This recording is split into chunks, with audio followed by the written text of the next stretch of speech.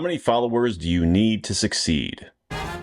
Everyone, I'm Matthew Cornwell with Get Taped here in Atlanta, Georgia, one of Atlanta's original audition taping services, which I co-own with my amazingly talented and beautiful wife and best friend, Brooke. And now on to our topic. How many followers do you need to succeed? Okay, for those of you who follow our videos on a regular basis, you know there's more to this topic than meets the eye. Yes, I will talk about social media followers, so if that's what you want to hear about, you can skip ahead. But let's sit with the question for a second. How many followers do you need to succeed?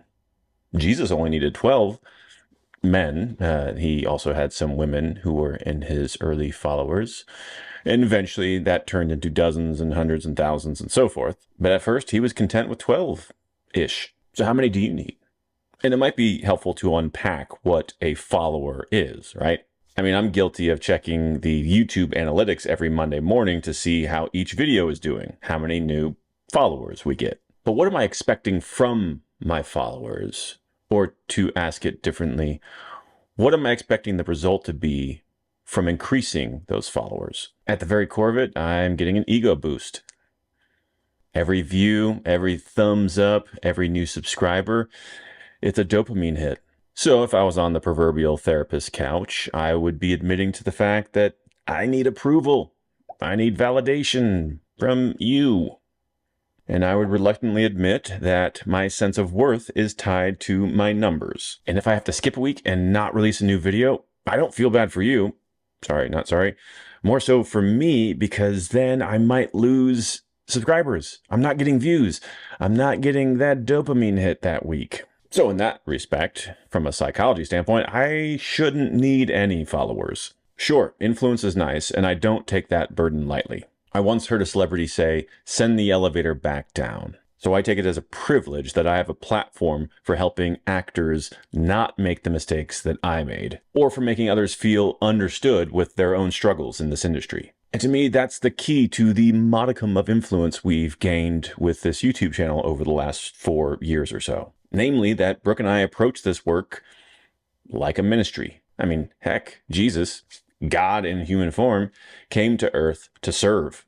Likewise, we endeavor to serve actors the best we can. And this channel is the primary way that we can do that for free. That and our Scuttlebutt newsletter that we release every Monday. And if you are not a subscriber, you can find a link to it in the show notes below.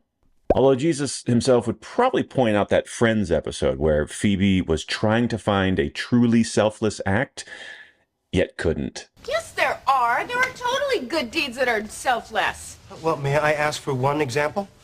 Yeah, it's, there's... No, you may not. That is, even in our service to others, we do benefit in the form of the gratitude we get from our viewers, from the actors that come in to get taped on a weekly basis, etc. So we're still getting that dopamine hit.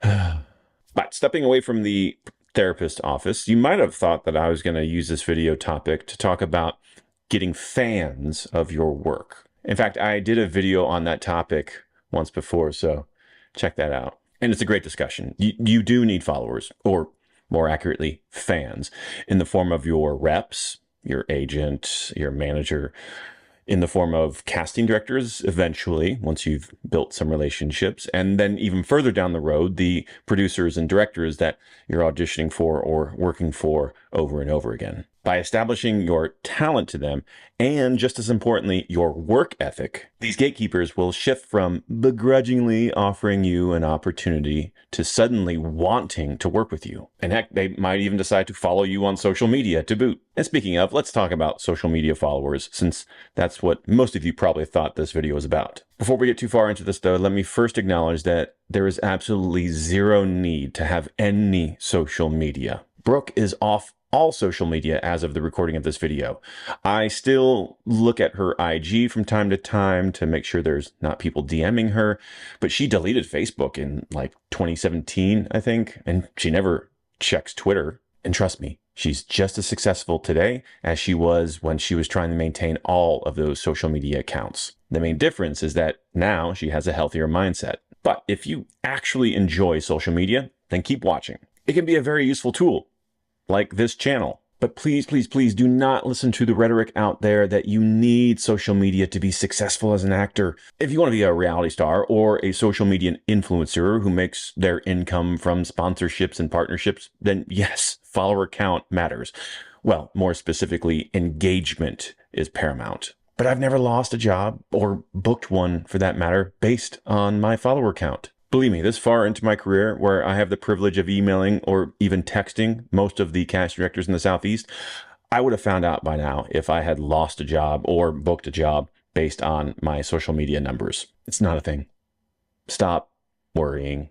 Now, in the interest of not seeming too hyperbolic, there is a scenario perhaps where if I was producing a film on a shoestring budget and I had the opportunity to cast someone who had millions of followers on TikTok, let's say, that could help me as a producer to get more eyeballs on the finished product. But they would need to be the right person for the role. Personally, I would never cast someone just because of their follower count. That is selling out, as far as I'm concerned. And hear me on this, regardless of what you would do in that situation, that person who has the millions of followers, they are spending the bulk of their life on that social media platform. They enjoy it. It's basically their job. While they may have initially got into it to help their acting career, if they're still doing it such that they're growing their social media following to millions of viewers, it's because they love what they're doing.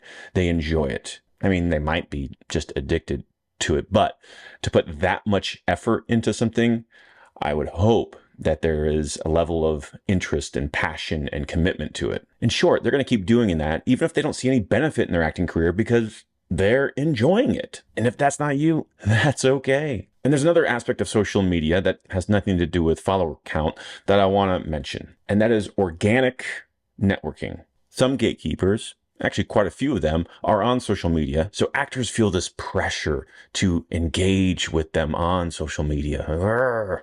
And it gets icky really quickly, in my opinion, unless it's organic. So for example, for me, I have made a couple connections over the years with these decision makers, but it's only been after I've worked with them. And it didn't result in more work necessarily, just me fostering a deeper connection with someone I've already worked with. And it had nothing to do with follower count. So for the vast majority of us who have no desire to be actively posting, sharing, commenting on social media, it's okay.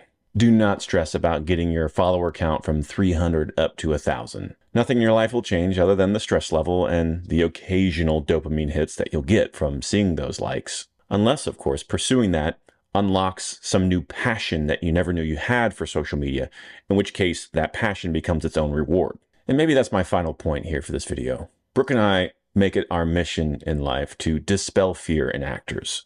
And so if you're looking at social media as something that you have to do, or else, well, now you've slipped into a fear-based mentality, a lack mentality. If I don't post today, if I don't get more followers, if I don't... Stop. Take a breath. You're a beautiful, complete person, regardless of whether anyone likes or comments on your latest IG reel. You're still worthy, even if you haven't posted on social media in over a month. And those peers of yours that seem to have everything figured out because they have 10 times as many followers as you, they're posting 25 stories a day, they're always smiling. God bless them, but they're no better than you. They suffer from just as much fear and have just as many insecurities as you. Because trust me, the instant they hit post, all they're doing is hoping you'll like them. So I go back to my earlier point. None of us need followers. Instead, I invite you to get curious about how you can serve today. Even though Chandler and Ross and the rest of those friends may be right that there's no truly selfless act, serving others feels pretty darn close. That's it for now. Thanks for watching, and we'll see you on set.